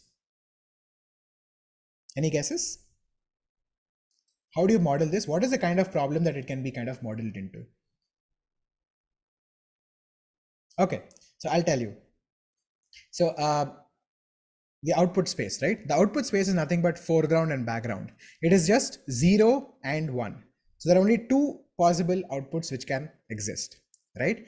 Now, how you have to model this is it's nothing but a simple classification problem that exactly, Soumyadeep, yeah, classification problem that you are already familiar with, but now you are working in the domain of images, right? So what happens is that you say that for every pixel, right? For every pixel, I have to now predict a 1 or a 0, right? So each pixel is one classification problem. There's an RGB here, and for every pixel, I'm saying, hey, is it a background or is it the human? Is it part of the human? Is it part of the background, right? So which means that you're performing, each pixel is a classification problem, and that many number of classification problems you are solving together. Whatever is the size of the image, that many number of classification problems you are solving together. So that's one way of modeling this problem. But the moment I said that, right, if your one pixel is one classification problem and that many number of problems you're solving in parallel, the first thing that might have come to many of your minds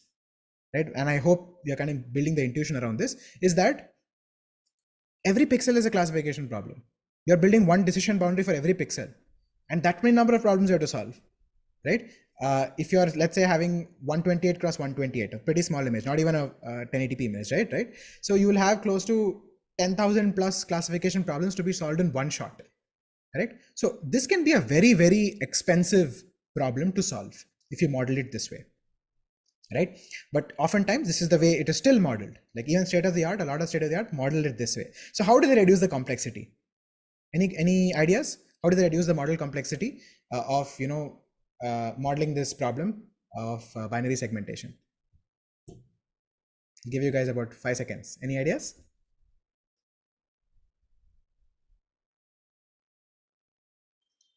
Somebody says, can we think of clustering the similar types in one basket? Actually, somebody, that's a fantastic way of thinking about it. A lot of earlier image classification, image segmentation models, they went by this idea of clustering, where they said, hey, can I cluster all of these things together? Now, unfortunately, so we actually didn't go about it that way. There are a couple of methods called as MRF and graph cut and so on, which in fact existed after these initial sort of thresholding methods that were there.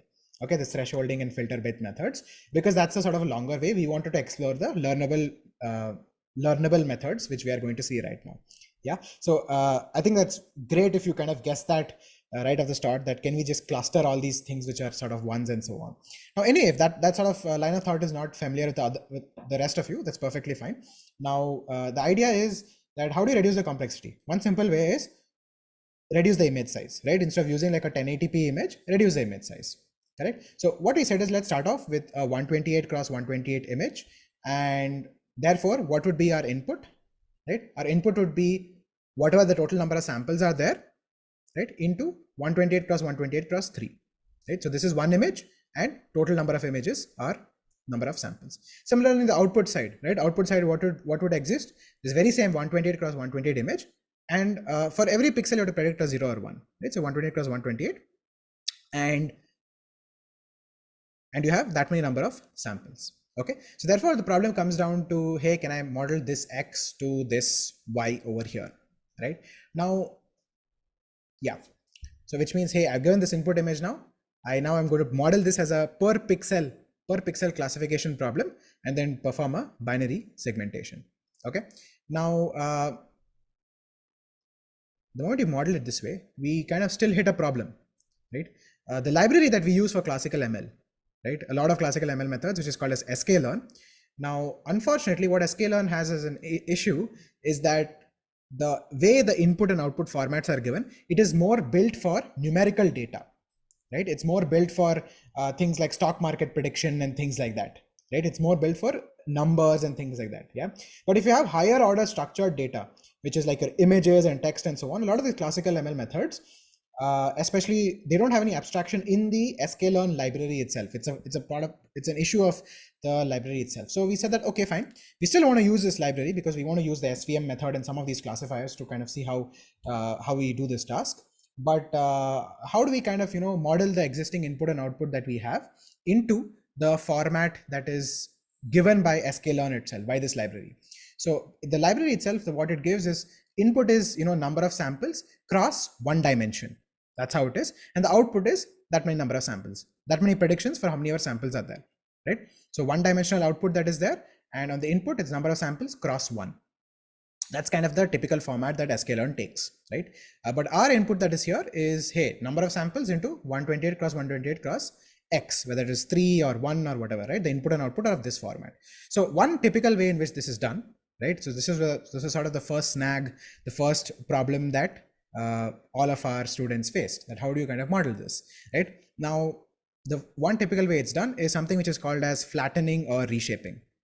Okay, so in flattening or reshaping, what you do is you have this image that is given over here. Imagine this is the mask, right? 110421021. Now in flattening, what is done is this 2D which is there, every single row that you see over here is placed as a 1D vector, one after the other. So it's essentially 110, so you have 110, okay, 421, 421, 0 to 1, 0 to 1. So you're converting a 2D into 1D. This is what is basically flattening. Okay, so we said that, okay, this is one of the ways in which people typically do this. Now let us try experimenting with this and see how it works out.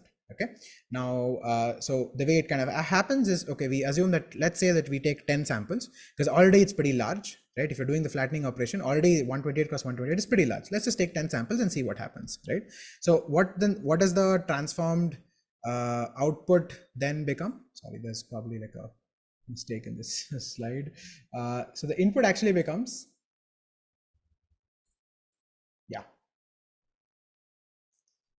so the input and output, essentially you are saying that, hey, this is we want it of this specific format that sklearn has, so we'll flatten everything before this and leave out only the RGB, right? We leave out just the RGB. So 1 pixel here, just 1 pixel here, RGB, and there are 1.6 lakh such pixels. Okay, similarly for that 1.6 lakhs odd pixels, for every pixel I have to now predict, is it foreground or background? Okay, so now the problem which is there, it is we are kind of saying that, hey, every pixel is individually considered, and given this 3-dimensional input, can we now say, is that a human or is that a background? There are 1.6 lakh such pixels. So this is sort of a implementation quirk that you have to overcome. All right, so just kind of restating the way we have sort of remodeled the problem. So you're iteratively improving the way your problem is being built, right? So you have RGB over here, which is nothing but 3 pixel values given as an input, and the model should say, hey, is that 0 or 1? And you have to repeat this process for 1.6 lakh such pixels, right? Now, when they actually did this, they ended up having a problem. They said that, okay, we did this way of modeling, but unfortunately, our outputs were completely blank. What does that mean? Our model was predicting 0, background for all images. Okay, got completely blank output, and the model did not learn anything at all, right? So instead of implementing just the best solution, when you go through this process, you really understand that why a certain solution exists in a certain way. Okay, so number one problem, they got blank outputs, right? The model did not learn anything at all. Your filter-based methods, at least they gave you something, right? Here, nothing was learned. And second thing was the training time itself was too high. Okay, even if they just chose 10 images or 25 images, the training time was too high.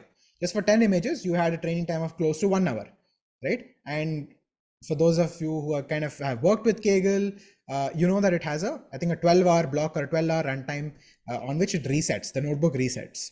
Okay, so 1 hour for prediction, high training time, and blank outputs, right? So we got to solve this. So obviously, one suggestion that there are possibly many ways to address this. We said that, okay, let's just try a couple of things out.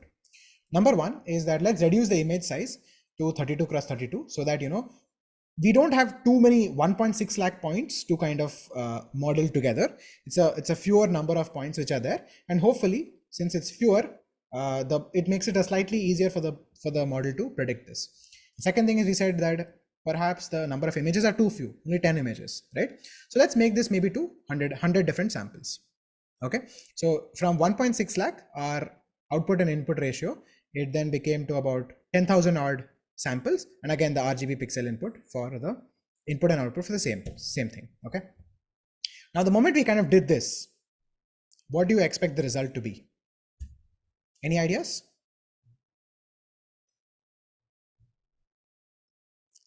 Were we able to get something reasonably good, or was there still some improvement required? Let me hear some guesses. You can just type it quickly in the chat. Do you think the model improved? Now, obviously, it's difficult for sometimes for some of you to build the intuition around it because you're starting out, right? But all the same, what happened was that the result was still rubbish. Okay, input was still the same, and unfortunately, the segmentation was still crap. Okay, so then we saw that, okay, if this is the case, let us look at maybe re-explore, go back and check, is it a dataset problem? Is there something in our dataset which is causing this? Okay, and that's why we said that, okay, let's look at a similar problem where we saw that the solution works. There was a problem, there's a dataset which was given where you have cats and dogs segmentation that was there. And when the model was built on the cats and dogs segmentation, we saw that given this input image, this is the ground truth mask, you know, this is the region of the ones, the cat itself, and this is the region of the background. Okay, we found that the predicted mask had something. Okay, there were predictions being created over here. Okay, so why were the predictions being created over here but not in our case? And if you dissect that, okay, everything else was sort of similar. We modeled it exactly like a 32 cross 32 input, 10 images or 100 images, everything apples to apples comparison. But in one case, we had blank prediction. In one case, you had something being predicted, which was pretty reasonable, I would say. It's not amazing, but at least you can see that, okay, there is some kind of structure over here that is being predicted. And although there might be some part of the background also being predicted, but it's still all right. Now, we went and dissected what is the issue over here, right? The issue was there were two realizations. Number one was the dataset itself. Now, the dogs and the cats dataset which was there was relatively well cropped. Okay, this is where I cannot emphasize enough on how important you have when you build your dataset and have that understanding of the datasets itself, what comes in. Okay, so the dogs and cats dataset, that was pretty well cropped, which means that you had tight crops where a majority part of the image was in fact the dog itself, right? So you can see these three images, a large part of most of the pixels were in fact the dog itself. It was pretty well cropped, and this meant that a lot of the background artifacts did not come in. Okay, so the dataset itself made the problem easier to solve the moment you kind of localized it. That was realization number one. Okay, now if you look at in comparison, let's say the human dataset that was there, that we were using, huge amount of variety and a lot of other objects often included, right? So where you don't have necessarily tight crops around the person, and there's just so much of similarity that existed between the type of clothing that the person's wearing and things in the background and so on. Whereas dogs and cats, typically they have a standard set of colors which were there, and they were typically easier to segment. Okay, so A was the realization was the dataset itself, that hey, maybe this dataset is too complex for the kind of model that we have. Now the second is important realization was that we did this thing which is called as flattening, right? But oftentimes when you do this flattening, there is a loss of structural information. Now in the original image, these two pixels are close to each other. Now when these two pixels are close to each other, next to each other, there is a meaning to that, right? There is a high chance that if one of them is part of the mask, the other one could also be a part of the mask just because it's its neighbor, right? So there is some structural information that exists in this image. The moment you flatten it, you lose some structural information. Okay, but in spite of this, that was the initial way in which people used to model this problem back when they could only work with sklearn and so on, right? So flattening, you end up losing structural information. So that's kind of where the project is currently, where there are essentially two realizations that our students have come to. One is that you need a model which is capable of handling these far more complicated tasks. If it's a simple data set that is well cropped and where the object itself, the cat or the dog, for example, is simpler. Typically, they have a standard set of colors in which they have to be, most dogs and cats are of some set of ranges, which is less diverse than clothing of humans and accessories and so on and so forth, right? So either you simplify the data set, or if you want to model the complex data set, you need a far more complicated model. And the second is you need something which can, a construct, which can maintain this image structure, right? And that is where we are moving sort of into stage 3, where they're executing. And the idea is we'll use TensorFlow and deep learning, which maintains this image structure and performs the very same task of human segmentation or classification. Okay, so that's kind of where everybody is right now. I think fantastic task of iterating. Now, two largest conclusions that we kind of got from our students was one, model development, like you see in all the other projects also, is an iterative process. You propose a model and then you progressively improve upon whatever it is failing on, right? You see why it is failing, can I improve it in a certain way? Okay, and real world systems are not plug and play. So if you have actually an image that is taken in the wild, right, as opposed to such a well cropped image, correct? So that's a real world system that you're trying to build, and that is often just not plug and play systems, right? So it requires far more modeling effort, so to speak. And the second large part was that the data set, in fact, plays a huge role in model development and the accuracy of the model that you're trying to build out. So that is at least what most of them said, was we should probably spend more time on exploring and understanding the data set, which I kind of agree with, where you spend about 40-50% of time really analyzing the data set and picking up all the possible places of points of failure and variety and so on and so forth. So you can sort of model and iterate your model building process around that. So that was more or less it on the image segmentation, the human segmentation task. And this project was done by Pratap, who was also helped out Bala and so on. So Pratap, big shout out to him. Very another very regular and fantastic student of ours. And we also had Kanchan and Gulshan, again, pretty experienced professionals, all of them, and fantastic on them for executing this task. They're not here today because of all the festivities and whatnot. They had to travel and so on. But this project was done by them, and hopefully I was able to do justice in presenting. Yeah. Any of you have any questions? I can quickly just take it up before handing it over to Kartik.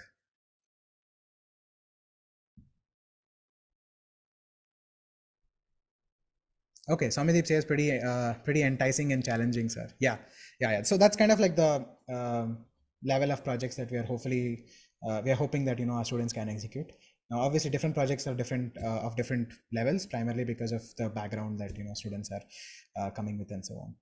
Okay, Prashant says scary for beginners. That's okay, but so thing is, Prashant, you have seen, let's say for example, Bala himself speaking about it, right? I wish we had a little bit some more of our students over here to give their experiences, but you see that they've all most of them are from different backgrounds, and some of them in fact do not have exposure to code and so on, but they've been able to get through it. So you iterate and then it's all right, you'll get there. It's all right. Okay, don't worry. Okay, so I presume that's about it. Any other questions? I'm happy to take on this project. Okay, lovely. I think we are like shooting over time. I didn't expect it to go on so long, but all the same, let's go to the last presentation. I hope Kartik, yeah, I'll just stop sharing my screen. So hopefully this is a quicker one. And actually after Kartik's done, I also want to, I don't have a presentation, but I'll probably spend 2 minutes on one of our other students. She's also not here, but she couldn't make the presentation for personal reasons. She's away, but she has the code and walkthrough. I'll just quickly walk you through 2 minutes of what she's done. But yeah, for now, Kartik, if you can kind of take over, and I hope I've given you co-host rights. Yeah, go ahead now. Yeah. All right. Are you able to see my screen? Yeah. Please go ahead. All right. So yeah, this should be a pretty short presentation, but anyways, so what we had is that we were having a data set having 24 set of classes. Now, each of these classes was corresponding to different alphabets in the Indian Sign Language. So like I have shown 8 examples over here. Each of these classes, they were approximately having equal number of samples, and all the images were of the same size. And basically what was the difference in each of the samples was that they were slightly rotated. So it was like, I think they captured all of these samples using a camera, and while capturing, they were moving their hands slowly. So in each frame you see a little bit of rotation. And yeah, this was basically the data set, and we wanted to predict given an image, which of these classes that image belonged to. So yeah, so in case of sign languages, yeah, you have to know whether the person is speaking only by the gestures. So you need to analyze either the image or the video to see what's happening. And yeah, most people by default, they don't know the sign language. So having an automated model like this really helps other people follow what's going on, who have otherwise don't know the sign language. So initially, all the input images, they were, I believe, 640 to 480 size. So just to increase the speed of processing, because you will see later on why we need to do that. So we were resizing the images to this 32 cross 32, and the original input images were RGB. We didn't really need that color information, so we converted them to grayscale as well. And initially, this was like the first attempt. I did not know how it would work, but this was the first thought in my mind, the team's mind, that we'll create a feature vector after from this 32 cross 32 image, where basically it's the length of that is 4096, and how we got that is basically taking each of the rows and just adding it one after the other. So from this 2D image, we got a 1D feature vector for each of the images. And then as the first classification model, we decided to try the KNN. And not just, we didn't like just select any set of parameters or go with the default parameters. What we did is we first saw like, okay, in the first test run, okay, what kind of results are we getting with the default parameters? So we saw we were getting about 85% accuracy. So I was a little surprised, but thought, okay, maybe we can improve this. So what we did is we decided to do a very big grid search. So what do you mean by grid search is each classification model has various parameters. Like in case of KNN, it's number of neighbors, it's what kind of distance you want. So L1 is basically like something known as Manhattan distance. L2 is the familiar usage distance. Similarly, there is L3, L4, L5, and there's something known as L infinity. So we had various distance metrics. We had various counts of neighbors. There's also something known as weights, where either, each neighbor. So if you're taking 3 neighbors, if we'll just see what are the 3 closest neighbors and do our classification based on that. However, you can also do like, okay, which neighbors are closer, I'll give it more weight. The ones which are far away, I'll give them lesser weight. And there are 1 or 2 other parameters. So on top of these set of parameters, we also decided to do a 10-fold cross-validation to select the best pair of parameters. So effectively getting, I think, 5,000-6,000 pairs of like models that we wanted to train on the original data set. So what we what we did is we just started this grid search and let it run for 4 days on someone's laptop. And then finally, we got a pretty good set of results. I'll just come to that. So yeah, this is the set of results. As you can see, most of the classes are being correctly predicted. I think there are a few issues that some classes are predicting wrong. But yeah, overall, I think 4 or 5 mispredictions. And yeah, both precision and recall are pretty good, almost getting pretty good accuracy. I think we if you had spent a little bit more time and not just run this grid search and let it do the whole thing, we might have been able to fix that, but that's fine. So yeah, I think if either the data set was more challenging or yeah, we had more time, we probably would have tried like an SVM classifier and also done a grid search on that with various kernels and models. And we also here we just use the raw data after converting the image to grayscale as it is. We didn't do anything on top of it, like we didn't apply any features or anything. And neither did we do any sort of data augmentation. Like even though the original images, they were slightly rotated, we could have rotated them more, create more data, but that should have improved the performance. But here, thankfully, maybe the data set was in itself so hard, so you're able to do this, get these pretty good results just by doing a grid search using KNN. So yeah, I think 2 interesting things that the team learned from this project was, one interesting thing we came to know is that initially whenever we showing the images after reading them, I was seeing a very blurry blue colored images and I was getting very confused what's going wrong. And after debugging that for quite some time, I realized that okay, OpenCV does not read images in RGB, it reads images in blue, like a little bit different format. So you have to convert that, otherwise, yeah. So this was a very interesting thing that I didn't know before. And yeah, the other important thing that I came to know from this is like, these days people are using all sorts of complex deep learning and all such algorithms. So even before you go into that, if you're working on something new, it's probably best to have something like a very simple baseline model like KNN or some other SVM or something classifier like that, just so you know, like, okay, is the problem that hard or is it very simple? If you're already getting very good results using a baseline model like KNN, then probably you don't really need like heavy deep learning based model. So I think these are the 2 conclusions I could think of. Yeah. Yeah, I think fantastic. So Kartik is our other mentor who was helping out, Nidhi and Lumbini. So I think Bala also talked a little bit about Lumbini helping him out and so on.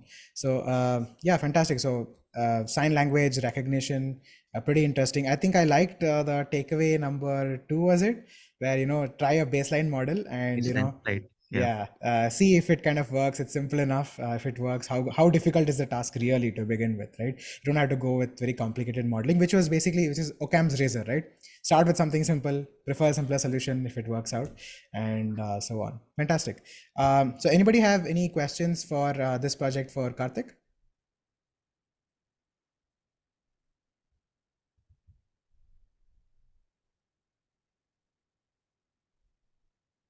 Okay.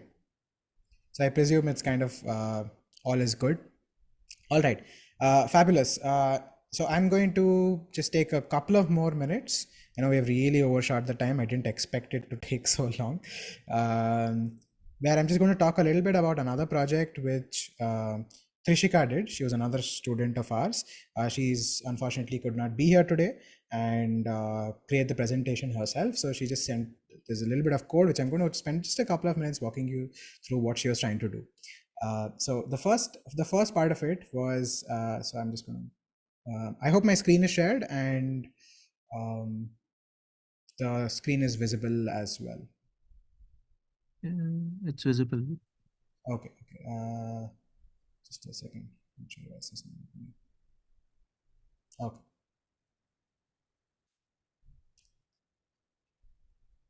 Okay, yeah, awesome. Okay, so what she was trying to do was, so we have this idea of, Google Glasses recognition system. So Google Glasses was this fancy little spectacles that Google made that had a small camera in it, and it would then try to recognize objects and so on. A person just wears his glasses, tries to recognize these objects, and it would then, either it'd send a message in the phone, or there'd be a small speaker which would then say, hey, hey, something is nearby, or there's an object of this kind that was nearby. Unfortunately, it was a bit of a failed project because of several reasons that I'm not going to get into, but we're trying to emulate a recognition system in this project.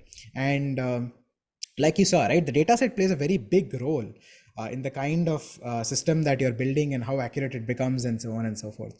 So the cases that we saw with the human segmentation system, the cat and dog data set was much more beautiful, far easier and so on. The case where we saw with the sign language system as well, if it's quite nice, segmented out like beautiful images, you're able to get with a simple method such as KNN almost like close to 99% accuracy. Right? Simple data sets make a big difference, but real world data sets are far more complicated and so on. So she in fact decided to that, okay, we will go ahead with we'll try to collect a real world data set and let's see what happens. Okay. And what she told was, it's pretty interesting. I want to build a system that recognizes celebrities. So I'll take like 10 different celebrities and I'll try to scrape images from the internet. So this piece of code essentially is trying to scrape images from the internet. And she says, hey, let me just build a repository of, celebrities. So I think so you can see a bunch of images here of Rajnikant. And I think she did for about a few others, Allu Arjun and few others, and build this nice little data set of all these celebrities and try to build a recognition system around that. Okay. Now, one thing that we saw with the human segmentation system, right? The human segmentation model, which was there we had to retain this sort of structure of the image and we had to do a per pixel classification, right? But when you build a recognition system, some of these pixels are completely useless and they have no purpose in the classification task, right? Many of these background pixels and so on, even I would say parts of the body of the person oftentimes is not that informative. Maybe the face is perhaps the most informative. Correct. So when you're building a recognition system, all of the pixels are not really important, right? Ram says a lot to absorb. Definitely inspiration to kickstart, need to drop off. Sure, Ram. So anyway, we'll kind of be putting this thing up, this today's demo up on the platform, right? So you can also view it if anybody's missed out on some part of it. But anyway, quickly just coming back to it, this is probably going to take another 2-3 more minutes. So all parts of the image are not important. So there's something which is called as feature descriptors for images. So where you essentially try to identify key points which are important to the image that help you in performing this classification task. Okay. So for example, in Rajnikant, perhaps, his eyes and his nose and, typical features that we would expect are important in identifying, is this Rajnikant? Is this Allu Arjun? Is this, Prabhas, or is this whoever it is, right? All different kinds of factors. Now, there are different feature extractors, and the one that she used was SIFT. We said that SIFT is available, easy to use. Let's go ahead and use SIFT. Okay, so she used Sift and she built a very quickly built a classifier which was an SVM based classifier. And she was a little bit more ambitious, where she said that, okay, now I'll give a video which is there. So this is a test time processing that she was doing. Unfortunately, I don't have the results here displayed, but what she said was, I have this video which is there, which of a different bunch of actors, like somebody doing the a couple of dances and so on. And from those images, can I frame by frame, I'll just extract it out. And in every frame, every couple of frames, I think she had a frame count mod 2 or something, I think. Yeah, so every second frame, who is the actor who is there, can you just tell me that, right? So from the video itself. So this is obviously very, very ambitious, because the amount of input data that she had was quite limited, and the output video that she gave for at test time, if all of you kind of recall from the bootcamp, there's these IID assumptions, right? You want your test and training to be pretty similar to each other, but test time was quite different, and there was a huge amount of variety. So unfortunately, she failed, and even at training time, the system that she built, she couldn't actually get fantastic accuracy which was there, and largely a large part of that was brought down to the data set, right? You either need to improve the model that you use, right, or design models in a modular way such that you make the problem formulation itself similar. That's why plug and play systems do not often work. Okay, especially when you start looking at more higher order tasks. So we said, okay, all right, we probably do not have enough amount of time to build a far more complicated model, and a complicated model would then would perhaps first do human segmentation out of it, and then perhaps do a face segmentation and things like that. So we have a much more complicated model. We don't have enough time to do that. Okay, so let's maybe just change the data set and try to get some results and see, can we build a solid recognition system out of it, right? So then I think went to the part on, she said, okay, I'll just use one of these pre-existing data sets, and let's, an important part over here, a part of the learning was the Sift feature descriptor, the feature extractor descriptor Sift. What are the key points that it is paying attention to, and will those key points really help me in performing the classification tasks? So important part of this was actually the visualization, and I hope it's there. Yeah. So the visualization, basically, this is a bunch of like input images which are there, and she's trying to I think she was trying to basically plot and see what are the key points that Sift is saying are important in, say, recognizing this specific person. So I think it picked up, let's say, the hair, the hand, the ear, and certain aspects of the person, which perhaps gave an indication that I was trying to do a person identification task. Unfortunately, things that Sift is picking up about this person and several other persons is perhaps indicating that Sift is not the best feature descriptor to give as an input, right? And then she was saying that, all right, let's maybe look at a different type of to kind of use the data set that we feel is relevant. Check on maybe different images what it's kind of what is Sift saying, what are the key points that Sift is identifying, right? So similarly, you look at several coins over here, and I think this is the denomination of different coins. And over here, it was actually doing a decent enough job where it was paying attention to mainly the face of the coin in order to say that, hey, this is a key point, which helps us in recognizing the system. So similarly, I think for horses, I think it picked up the edge of the mouth and so on, which said that, what is the depth of the neck and things like that. And key points around the tail would say that, hey, if you have a tail plus 4 legs and so on.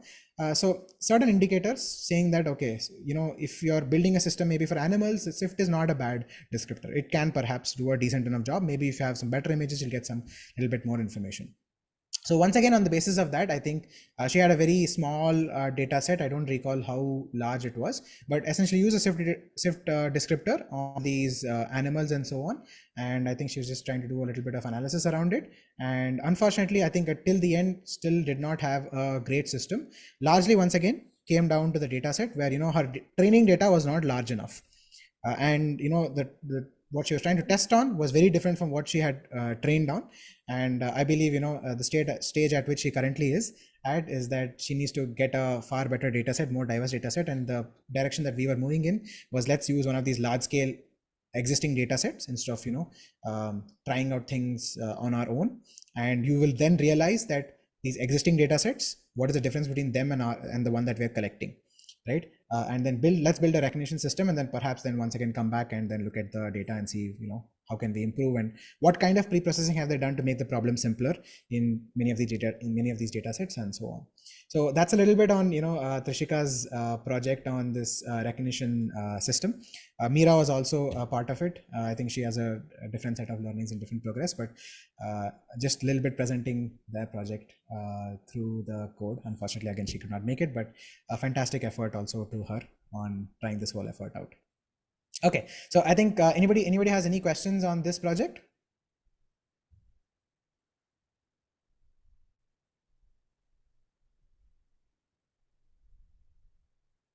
Okay. Yeah, I think like Bala said, either it's overwhelming or I'm doing a decent enough job of explaining these projects.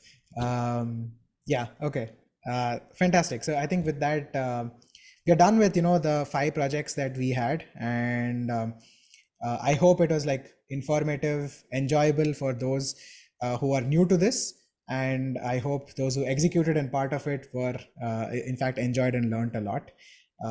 And anybody has any sort of last things to say? I perhaps didn't ask.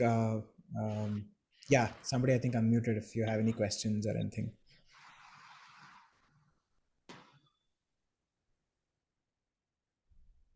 Probably not. Okay, yeah. So I just in fact didn't ask Srujay. I probably asked Bala only. So Srujay, do you have any sort of last things to say? Any advice for the next round of students who are going to attempt go through this entire process?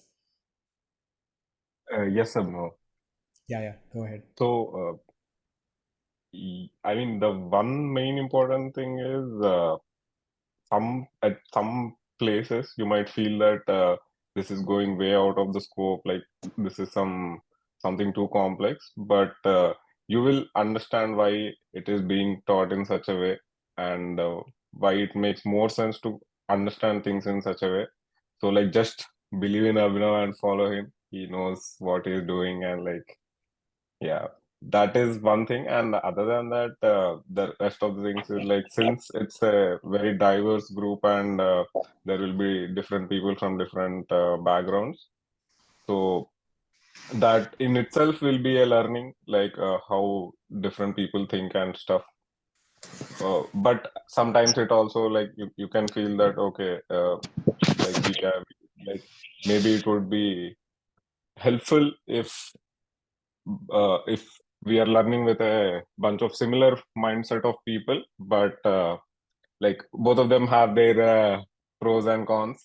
So overall, the course is really good, and like the way it is structured and all those things are really good. It's like definitely 100% worth giving your money as well as time, as well as you will. And at the end of the day, it's something like where you will only learn how much efforts you put, and like how many things you try. That, like, on an individual level you have to give your efforts, and on a group level, will take care of everything. He will be there to you know support you, as well as give pointers on where you can improve and how you can improve. So yeah, that's my 2 cents.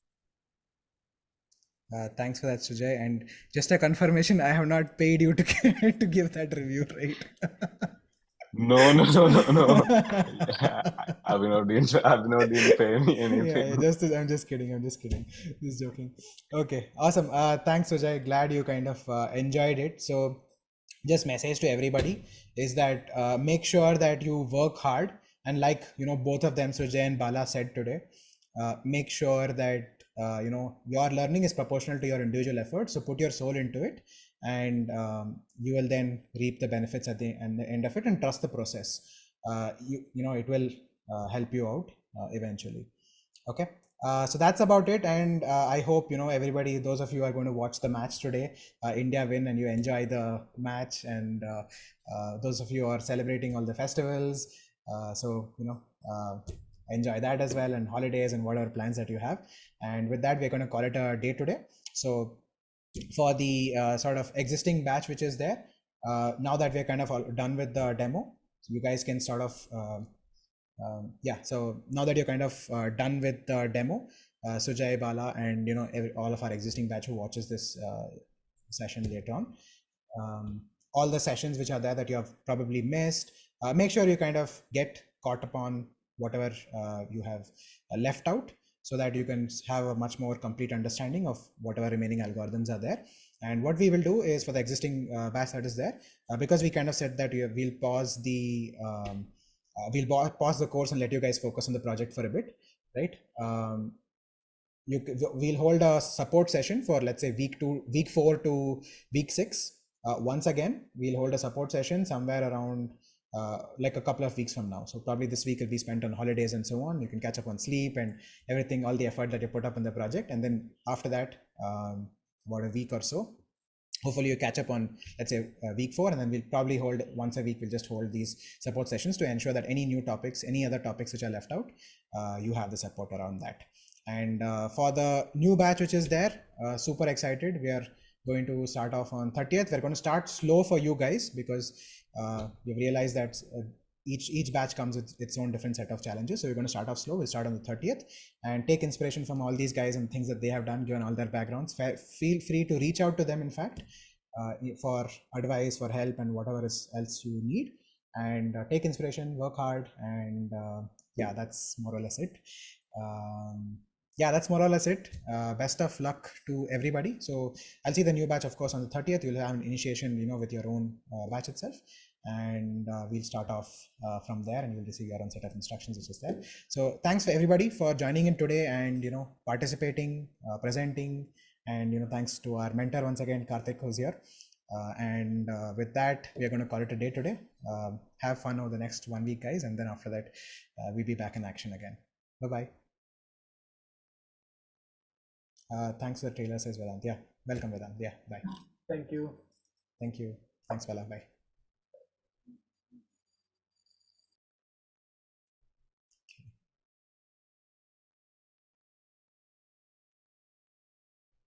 Likewise, Samir. Bye-bye.